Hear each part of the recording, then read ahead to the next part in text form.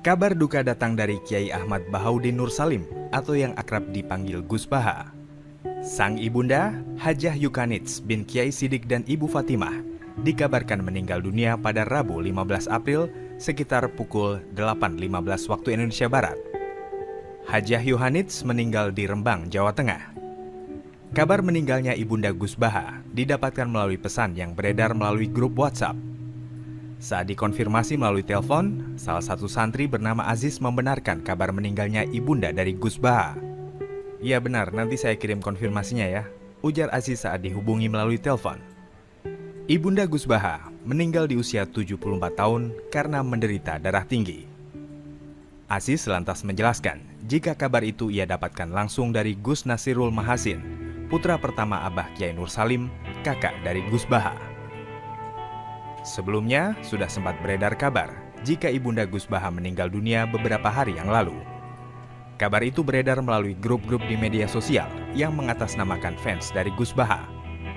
Namun, saat berita itu muncul, beredar video konfirmasi yang mengatakan jika kabar itu adalah hoax. Video tersebut diunggah pada tanggal 10 April yang lalu melalui akun YouTube Fa Hanifah. Dalam video itu dikatakan jika kondisi ibunda Gus Baha sempat membaik. Gus Baha atau Kiai Haji Ahmad Bahaudin Nursalim adalah putra dari Kiai Nursalim, pengasuh pesantren Al-Quran di Keragan, Narukan, Rembang. Kiai Nursalim adalah murid dari Kiai Arwani Kudus dan Kiai Abdullah Salam Kajen Pati. Nasabnya bersambung kepada para ulama besar. Bersama Kiai Nursalim inilah, Gusmi atau Kiai Haji Hamim Jazuli memulai gerakan Jantiko atau Jamaah Anti Koler yang menyelenggarakan semaan Al-Quran secara keliling. Jantiko kemudian berganti mantap Majelis Nawaitu Topo Broto, lalu berubah menjadi Zikrul Ghafilin. Kadang ketiganya disebut bersamaan Jantiko, Mantap, dan Zikrul Ghafilin. Kiai kelahiran tahun 1970 ini memilih Yogyakarta sebagai tempatnya memulai pengembaraan ilmiahnya. Di tahun 2003, ia menyewa rumah di Jogja. Kepindahan ini diikuti oleh sejumlah santri yang ingin terus mengaji bersamanya. Gus Baha kecil memulai menempuh gembelengan keilmuan dan hafalan Al-Quran di bawah asuhan ayahnya sendiri, Kiai Haji Nursalim Al-Hafidz.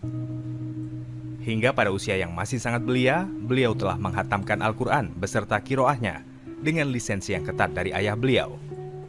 Memang, karakteristik bacaan dari murid-murid Mbah Arwani menerapkan keketatan dalam tajwid dan makhorijul huruf.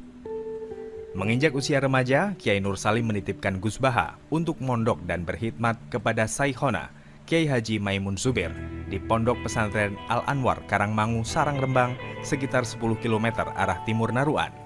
Di Al-Anwar inilah, beliau terlihat sangat menonjol dalam ilmu syariat seperti fikih, hadis, dan tafsir.